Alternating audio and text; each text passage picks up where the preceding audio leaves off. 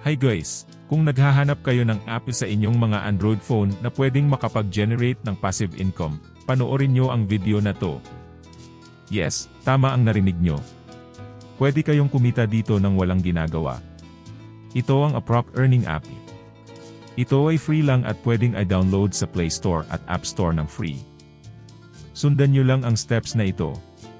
Step number 1, i-click ang link sa description ng video na ito para makapag-register. Sa website, kailangan nyo lang ilagay ang inyong email address na i-register.